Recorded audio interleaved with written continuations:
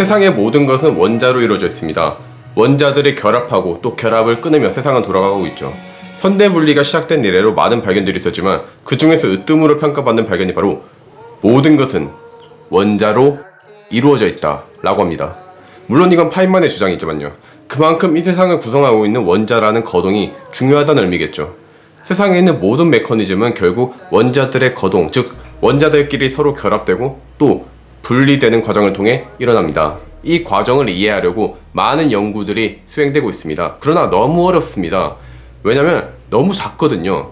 얼마나 작냐면 머리카락 하나의 두께가 보통 한 100마이크로미터 정도 되는데 제로공학에서는 원자 하나의 지름과 비슷한 단위로 옹스트롬이라는 단위를 쓰고 있습니다. 이는 0.1나노미터 정도예요. 원자와 원자가 결합해서 분자가 되는데 두 개가 하나로 합쳐지는 것이 아니라 어느 정도 약간 사실 거리가 좀 떨어져 있어요. 이 결합의 길이가 보통 0.1에서 0.3나노미터 정도 됩니다. 머리카락보다 100만 배 정도 얇다고 보시면 돼요. 상상이 가십니까? 원자의 거동을 정확히 보려면 머리카락보다도 100만 배나 얇은 세계를 봐야 합니다. 그리고 영국 울름대학교의 제로공학과와 노팅엄 대학의 전자현미경팀은 최초로 이것을 해냈습니다. 2020년 1월 17일 사이언스 어드밴스드에 공개된 이 연구 결과는 최초로 원자들의 움직임을 영상으로 담아냈죠. 제로공학을 전공했다면 한 번쯤은 들어봤을 텐데 내가 만든 소재라던가 아니면 특정 소재의 표면 상태 등을 확인하기 위해서는 쌤이라던가 TEM 같은 전자현미경을 통해서 관찰을 해야 합니다. 왜냐면 일반적인 광학현미경은 배율의 한계가 있기 때문에 그만큼 작은 세계를 보기가 어렵거든요.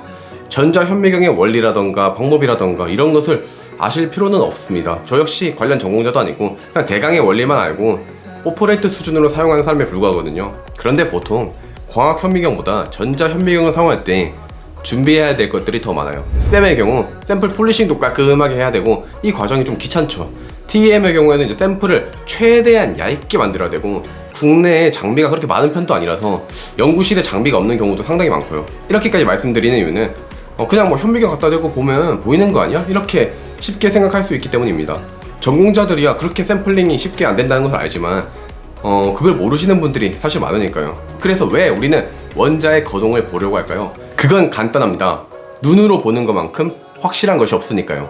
우리는 왜 블랙홀을 보려고 그렇게 오랜 시간과 돈을 투자한 걸까요? 블랙홀이 존재한다는 것은 수학적으로 의심의 여지가 없는 사실임에도 불구하고 왜 그랬을까요?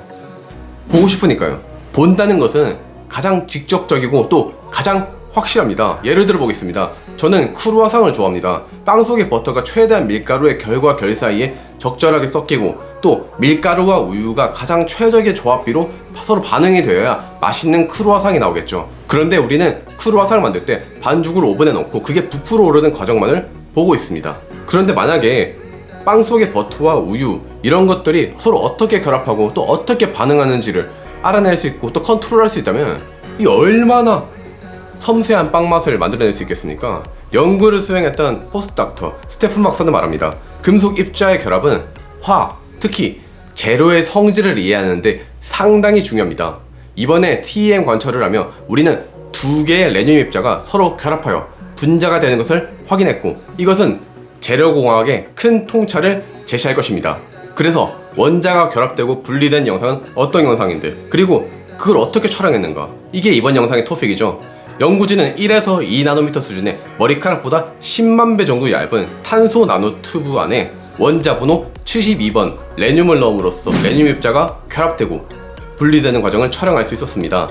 그 이유는 탄소 나노튜브는 원자라던가 분자가 막 움직이지 않고 또 원하는 방향으로 움직이게 도와주기 때문이라고 합니다. 즉 입자들을 가둬놓고 원하는 걸 볼 수 있도록 도와주는 거죠. 이 경우에 레듐 금속 입자 두 개는 서로 결합되었습니다. 레듐을 사용했던 이유는 금속 결합을 관찰해야 되는데 원자 번호가 72번으로 레듐은 상당히 큰 편이라서 TEM을 통해서 관찰하기가 비교적 쉽기 때문입니다.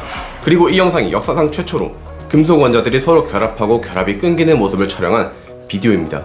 자세히 보시면 탄소 나노튜브 근처에 검은 점 두 개가 하나가 됐다가 두 개가 됐다가 하는 모습을 눈으로도 보실 수 있습니다. 잠시 보시죠.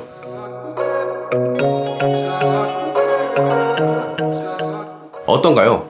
영상을 보고 이런 의문들이 제기될 수 있습니다. 첫 번째, 저게 정말 레듐 입자인지 아닌지 어떻게 입증할 수 있는가? 그건 연구진이 실험한 FTIR 데이터로 알 수 있습니다. FTIR은 풀이에 변한 적외선 분광기 약자로서 샘플이 적외선을 얼마나 흡수하고 또 얼마나 반사하는가를 측정하여 그 샘플의 종류라던가 아니면 농도 등을 알아낼 수 있습니다. 그리고 보시는 그림에서 빨간색 선은 레늄에 탄소가 붙은 경우의 FTIR 결과입니다. 그리고 검은색 선은 레늄이고요. 보시는 것처럼 열 처리 후에 탄소와 산소가 나노튜브에서 사라졌죠. 즉 저건 레늄 입자가 맞습니다. 두 번째, 그냥 눈으로 보기에는 결합한 것처럼 보이는데 실제로 결합을 한 건지 안 한 건지 어떻게 입증할 수 있나? 이 그림을 보시면 검은색 점, 즉 레늄 입자 간의 거리를 보여주고 또 그 강도를 정량적으로 보여주고 있습니다.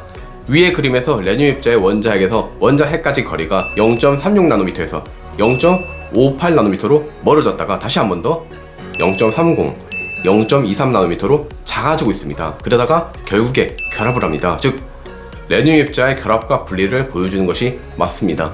누군가에게는 아주 작은 별거 아닌 영상 하나라고 생각될 수 있습니다. 그러나 이 세상은 너무나 거대하고 또 경이롭습니다.